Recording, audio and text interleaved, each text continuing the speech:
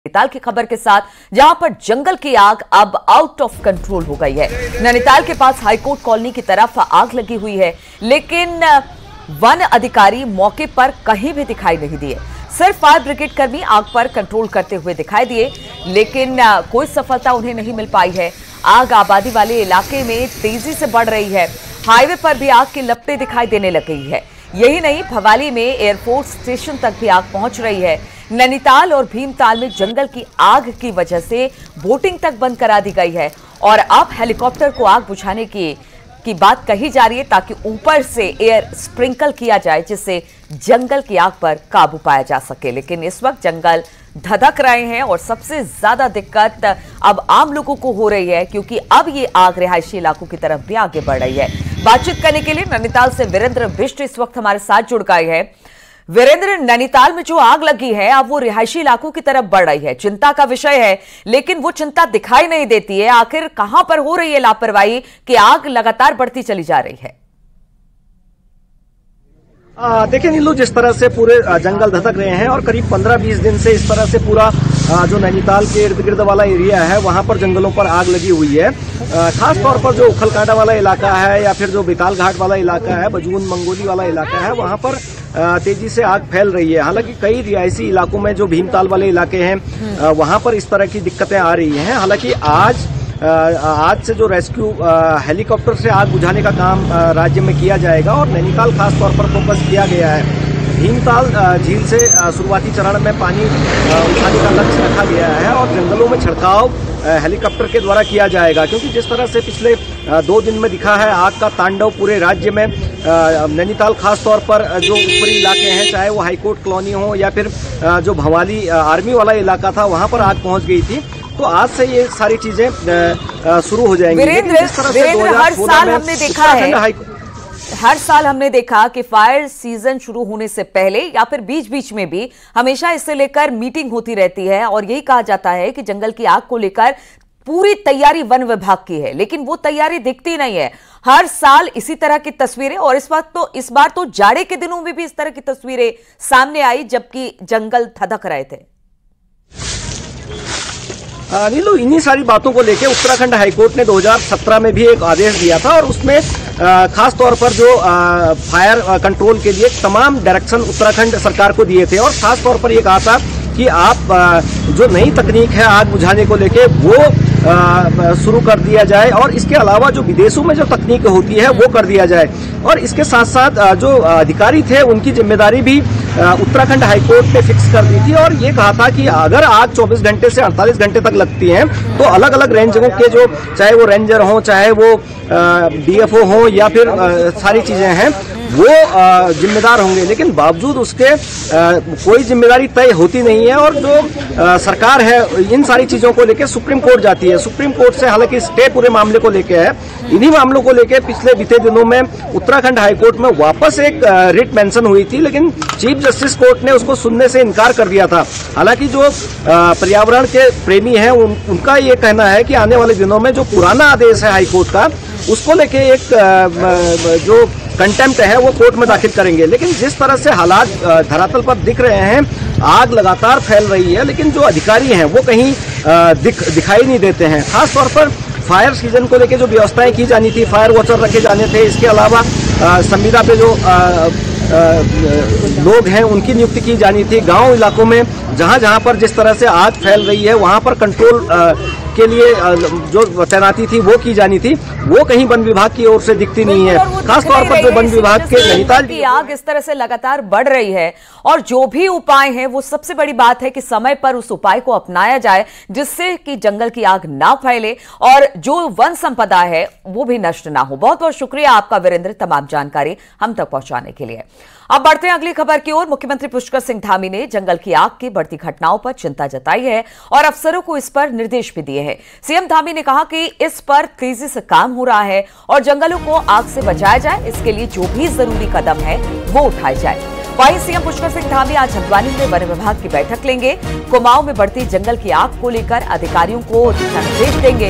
इसके साथ ही सीएम धामी पेयजल विभाग की बैठक में हिस्सा लेने वाले हैं, क्योंकि गर्मी बढ़ने के साथ ही पीने के लिए पानी जो है होता है उसकी समस्या भी काफी ज्यादा जिले में बढ़ गई है और इन सभी को लेकर आज पुष्कर सिंह धामी एक बैठक अधिकारियों के साथ करने वाले हैं।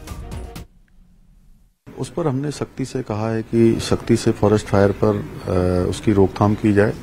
उसके लिए जो जरूरी व्यवस्थाएं हैं वो भी सुनिश्चित की जाए। आपदा प्रबंधन विभाग, जिले के अधिकारी, जिलाधिकारी, पुलिस विभाग, स्थानीय लोग सब मिलकर इस चुनौती का डटकर मुकाबला करेंगे, जिससे कि हम समय रहते इस चुनौती से पार पाएंगे। और इसी पर बातचीत करने के लिए दीपांकर हमारे साथ देहरादून से जुड़ गए हैं। दीपांकर, अभी वीरेंद्र से भी बात हो रही थी, जंगल की आग इतनी ज्यादा बढ़ गई है कि अब तो रिहायशी इलाकों की तरफ भी आगे बढ़ रही है। ऐसे में मुख्यमंत्री अब बैठक कर रहे हैं, लेकिन क्या लगता है कि ये बैठक कारगर साबित होगी? क्योंकि इससे पहले भी हमने देखा कई बैठकें हुई, लेकिन जंगल की आग है कि रुकने का नाम नहीं लेती। बिल्कुल नीरू, जिस तरीके से गर्मी बढ़ी है और मौसम विभाग का अनुमान भी यही है कि इस बार गर्मी ज्यादा पड़ेगी। पहले भी मौसम विभाग ने कहा था और मई जून के लिए अलर्ट है। तो अप्रैल के आखिरी हफ्ते में जिस तरीके से जंगल की आग तेज हुई है और कुमाऊं के खास जिलों में खास तौर पर इसका ज्यादा असर देखा जा रहा है, तो यही वजह है कि आज खुद मुख्यमंत्री हल्द्वानी में, जिसे मेन सेंटर माना जाता है कुमाऊं मंडल का, वहां पर बैठक लेने वाले। कुमाऊं के कमिश्नर, जो विभाग इससे जुड़े हुए हैं, चाहे फॉरेस्ट डिपार्टमेंट हो, पेयजल हो, सभी विभागों के अफसर वहां मौजूद रहेंगे। किस तरीके से आग को कंट्रोल किया जाए, जिस तरह वीरेंद्र बताया था कि हेलीकॉप्टर की मदद भी इसमें ली जाएगी, लेकिन चैलेंज बड़ा है और टेम्परेचर जिस तरीके से बढ़ा हुआ है, ऐसे में ये आपका जो सवाल है कि आग पर काबू पाना एक बड़ा चैलेंज होगा, वाकई एक बड़ा चैलेंज है। क्योंकि जंगल में जिस तरीके से आग फैली हुई है और अब रिहायशी इलाकों की तरफ बढ़ रही है, उसे इस तरह से कंट्रोल कर पाना आसान नहीं है यहाँ पर वन विभाग के लिए या प्रशासन के लिए या दूसरी जो तकनीकें हैं उससे। पहले भी हमने देखा है, बीते कुछ सालों पहले भी इस तरह की स्थितियां बनी थी उत्तराखंड में, जब जंगलों की आग इस तरीके से फैली थी। तो आज मुख्यमंत्री खुद बैठक लेने वाले हैं। जाहिर तौर पर कोशिश यही होगी सरकार की और प्रशासन की कि आग को कंट्रोल किया जाए, लेकिन जिस तरीके के हालात हैं उनमें कंट्रोल करना ये अपने आप में एक बड़ा चैलेंज है और यही वजह है कि पानी की कमी भी जगह जगह पर देखी जा रही है। तो आज जो बैठक है खासकर फोकस का जंगलों की आग पर है, लेकिन जिस तरीके से सोर्सेस सूखते हैं जंगलों की आग की वजह से पानी के, और पहाड़ों में इस तरह के सिर्फ जंगल में जो सोर्स होते हैं पानी के, उन्हीं के भरोसे कई जो रिहायशी इलाके होते हैं वो होते हैं। तो ऐसे में आज इस बैठक को बेहद अहम माना जा रहा है। लेकिन हाँ, आपका सवाल बिल्कुल वाजिब है कि जंगल की आग को कंट्रोल करना फिलहाल जिस तरह के हालात दिख रहे हैं बेहद चुनौतीपूर्ण है। बिल्कुल, एक इकोसिस्टम है, जंगल की आग से पानी के स्रोत सूख रहे हैं, पानी की किल्लत वहां के लोगों को हो रही है और आज इसी को लेकर मुख्यमंत्री पुष्कर सिंह धामी एक बैठक लेने वाले हैं। बहुत बहुत शुक्रिया आपका दीपांकर, जानकारी देने के लिए। और उत्तराखंड में लोकसभा चुनाव खत्म होते ही विद्युत नियामक आयोग ने आम लोगों को बिजली का झटका दे दिया है। 1 अप्रैल से पूरे प्रदेश में बिजली के दाम बढ़ा दिए गए हैं। शुक्रवार को उत्तराखंड विद्युत नियामक आयोग ने अध्यक्ष ML प्रसाद ने प्रेस कॉन्फ्रेंस की है और बताया कि पिछले साल के मुकाबले पूरे प्रदेश में 6.92% बिजली महंगी कर दी गई है, यानी करीब करीब 7 रुपए। 100 यूनिट तक बिजली के दाम अब 3 रुपए 40 पैसे प्रति यूनिट हो जाएंगी, जबकि 101 से 200 यूनिट तक बिजली का रेट 4 रुपए 90 पैसे हो जाएगा। 201 से 201 से लेकर 400 यूनिट तक बिजली के दाम 6 रुपए 70 पैसे और 400 यूनिट से ऊपर बिजली के दाम 7 रुपए 35 पैसे कर दिए गए हैं। इसके अलावा फिक्स्ड चार्ज भी बढ़ा दिया गया है। 4 किलोवाट तक 15 महीना फिक्स चार्ज होगा, जबकि 4 किलोवाट से ज्यादा 20 रुपए महीना फिक्स चार्ज बढ़ा दिया गया है। तो बिजली का झटका आम लोगों पर पड़ने वाला है। कमर्शियल दाम में ज्यादा बढ़ोतरी इन देखी गई है। उसको हम कंसीडर करते हुए इंडस्ट्रीज में और कमर्शियल में बढ़ोतरी की गई है और बहुत से मतलब माइनर पार्ट, आंशिक भाग में जो डोमेस्टिक होता है कनेक्शन। और पूर्व सीएम हरीश रावत का कहना है कि चुनाव के तुरंत बाद बिजली के दाम बढ़ा दिए गए, जो बड़ा झटका है। हरीश रावत ने कहा कि लोग गर्मी में बिजली कटौती से जूझ रहे हैं, लेकिन सप्लाई और क्वालिटी में कोई सुधार नहीं है। वहीं बीजेपी का कहना है कि यह लंबे समय से पेंडिंग था, क्योंकि बाहर से महंगी बिजली खरीदी जा रही थी। बीजेपी नेता विनोद चमोली ने कहा कि लोगों को इसे समझना होगा। आभूषित है, ग्रामीण क्षेत्रों में लोगों को जहां सिंचाई के लिए, नलकूप के लिए, उसके लिए पानी, बिजली चाहिए, वो भी उनको नहीं मिल पा रही है। ऐसे समय में, और ये बड़ी भारी बेईमानी है कि आपने यदि बिजली के दाम बढ़ाने थे तो पहले बढ़ा दो। आप चुनाव का इंतजार कर रहे हैं और जब वोट पड़ गया उसके बाद आपने लोगों के ऊपर ये बढ़ोतरी थोप दी है। देखिए, बहुत समय से ये पेंडिंग था और उस पर एक दिन निर्णय होना था। आप जानते हैं कि जो नियामक आयोग है उसने अपनी सिफारिशें दे रखी थी और आज भी जो बिजली के दाम हैं अगर पूरे देश के तुलना में देखेंगे उत्तराखंड में सबसे कम है आज भी। और निश्चित तौर पर लोगों को भी समझना होगा कि जिस तरह बिजली खपत बढ़ रही है तो हमको बिजली बाहर से अरेंज करनी पड़ती है। अगर सही दाम नहीं मिलेंगे तो जो हमारे पास रिजर्वायर है वो समाप्त हो जाता है और बाहर से हम बिजली परचेज करते हैं, तो उसको कंपनसेट करने के लिए लोगों को आगे आना चाहिए।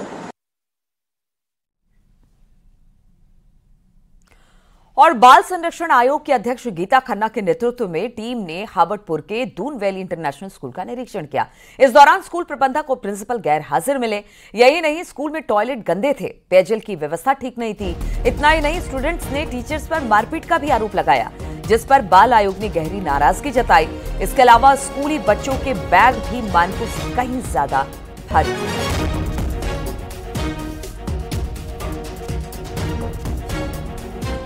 ये दून वैली इंटरनेशनल स्कूल है। बहुत सारी शिकायतें थी, बहुत सारी, 500 बच्चे। और उसके सापेक्ष में जब हमने ये अखबार में निकाला था कि आप आयोग में शिकायत कर सकते हैं, तो बहुत सारी शिकायतें मुझे इस स्कूल की मिली, जबकि शायद 3000 बच्चों वाले स्कूल की शिकायतें कम होंगी और यहाँ की बहुत सारी। और मज़ेदार बात यह है कि जब हमने आके विद्यालय से पूछा कि क्या आप जानते हैं SCPCR क्या है, तो उन्हें इस बात का कोई ज्ञान नहीं था।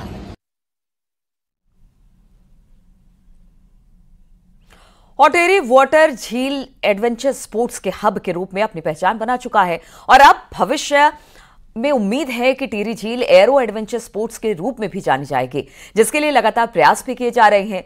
टिहरी झील में पैराग्लाइडिंग एक्यूरेसी चैंपियनशिप के सफल आयोजन के बाद अब उम्मीद की जा रही है कि देश विदेश के पैराग्लाइडर भी टिहरी झील पहुंचेंगे। झील के आसपास पैराग्लाइडिंग के लिए बेहतर स्पॉट है, जिसे और डेवलप किया जाएगा। आने वाले समय में और इस साल हम और भी गतिविधियां यहाँ बढ़ाएंगे, जिससे कि जहाँ हमारे पैराग्लाइडर्स दूसरे राज्यों में जाते थे पहले प्रैक्टिस करने के लिए या अन्य जगहों पर जाते थे, अब बाहर के लोग जो अन्य प्रदेशों के लोग हैं वो उत्तराखंड में और टिहरी में आएंगे।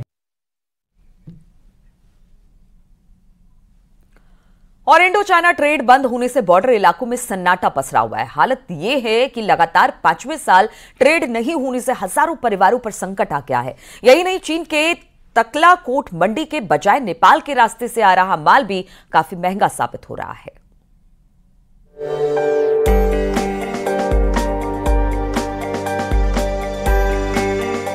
तिब्बत में उत्तराखंड के बॉर्डर इलाकों के व्यापारी सदियों से व्यापार करते थे, लेकिन चीनी आक्रमण से पहले 1960 में इस व्यापार पर पूरी तरह से रोक लग गई थी। आखिरकार चीन भारत के रिश्तों को बेहतर करने के लिए 1992 से दोनों मुल्कों के बीच व्यापार फिर शुरू हुआ, लेकिन 1920 से भारत चीन स्थलीय व्यापार पर पूरी तरह से रोक लग गई है। व्यापार नहीं होने से बॉर्डर इलाकों के व्यापारियों पर संकट लगातार बढ़ता जा रहा है। उत्तराखंड में चाइना बॉर्डर से सटे इलाकों के भारतीय व्यापारियों की रोजी रोटी भी इसी व्यापार पर टिकी है। हमें तो बहुत दिक्कत हो ही रही है ना, हमारे पास खेती का साधन है, हमारा तो जरिया ही यही है, पेट पालना का हो चाहे दिन से वो करना है, अपने परिवार को पालना। तो हमारा तो ये जो है तकलाकोट व्यापार से ही हमारे यहाँ का इलाका चलता है। आज तो बंद होने से तो हमें इतना परेशानी हो रहा है कि सामान हमको जो है काठमांडू के साथ रास्ते मंगाना पड़ रहा है। भारतीय व्यापारी इंडो चाइना ट्रेड के दौरान चाइनीज माल खरीदते थे, जबकि भारतीय सामान को आसानी से चाइना की मंडी में बेच भी देते थे। लेकिन खरीदने बेचने का इस सिलसिला इस साल भी लगता है बंद ही रहेगा। ट्रेड बंद होने के कारण भारतीय व्यापारी नेपाल के रास्ते चाइना का कुछ माल लाने को मजबूर है। वाया नेपाल माल लाने से विदेशी माल की कीमत भी ज्यादा अदा करनी पड़ रही है। यही नहीं, 2020 से भारतीय व्यापारियों का करोड़ों का माल तकलाकोट मंडी में पड़ा सड़ भी रहा है। और वहाँ के व्यास वैली के कुछ लोगों ने डिमांड की थी कि ये इंडो चाइना ट्रेड खोला जाए और उनका माल वहाँ पे पड़ा है, उसको आने की अनुमति दी जाए। इसके लिए हम लोगों ने शासन स्तर पे पत्राचार किया है और शासन स्तर से भी गवर्नमेंट ऑफ इंडिया स्तर पे पत्राचार हो रहा है, तो मामला अंडर कंसिडरेशन है। उत्तराखंड के लिपू लेक दर्रे से होने वाला इंडो चाइना ट्रेड हजारों परिवारों का पेट तो पालता ही है, साथ ही दोनों मुल्कों के रिश्तों को भी मजबूत करता था। लेकिन बीते कुछ सालों में भारत चाइना के रिश्तों में खटास आई है, जिसका असर इस व्यापार पर सीधा पड़ रहा है। ऐसे तय है कि जब तक भारत चीन के रिश्ते सामान्य नहीं होते हैं, तब तक इंडो चाइना ट्रेड के रास्ते भी खुलने से रहे। न्यूज़ 18 के लिए पिथौरागढ़ से विजयवर्धन उप्रेती की रिपोर्ट।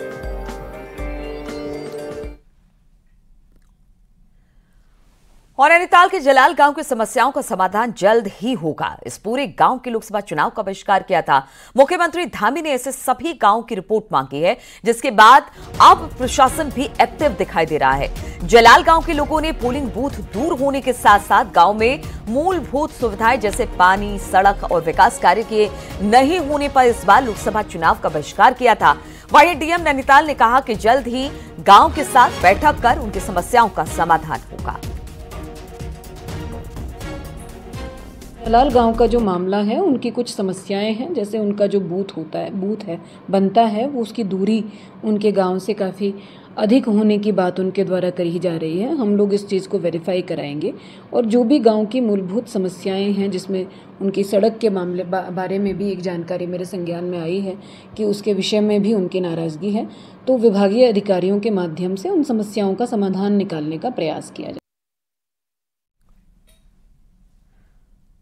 और उत्तराखंड में निकाय चुनाव को लेकर सस्पेंस बरकरार है, लेकिन चुनाव से पहले ही पार्षद के तौर पर ताल ठोकने की तैयारी कर रहे नेता लोगों के बीच पैठ बना रहे हैं। खासतौर पर सोशल मीडिया पर खुद की लॉन्चिंग कर दी है। देहरादून में पूर्व पार्षद अपने स्तर पर काम में जुटे हैं। स्ट्रीट लाइट ठीक करवाने से लेकर फीचर फिल्म दिखाने और यहां तक कि चाय पानी पिलाने का भी खर्च उठा रहे हैं। कुछ पार्षदों को Aadhaar card, Ayushman card, ration card बनवाने में भी लोगों की मदद कर रहे हैं। इसके बाद हर काम को सोशल मीडिया पर पोस्ट कर रहे हैं। पूर्व पार्षद चाहते हैं कि जनता के बीच अपना रिकॉर्ड अच्छा रहे।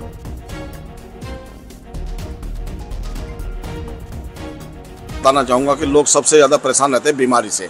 उसके लिए हमने घर घर जाकर आयुष्मान कार्ड बनवाने का काम किया है। जैसे अभी शादियों का सीजन भी चल रहा है, उसमें कुछ गरीब बहनों की शादियाँ में भी हमने सहयोग किया है। ऐसी मदद भी करती हूँ, बीमार लोगों हॉस्पिटल से भी करती हूँ कि जिनका कोई उनके बिल वगैरह लेगा करके मुख्यमंत्री से सहायता लेती हूँ मैं और उनकी हेल्प करती हूँ। और लोकसभा चुनाव के बाद अब निकाय चुनाव की चुनौती सरकार के आगे है। 2 जून को निकाय में प्रशासकों का कार्यकाल खत्म हो रहा है, तो आचार संहिता लागू करना और चुनाव करवाना प्रशासन के आगे टेंशन देने लगा है।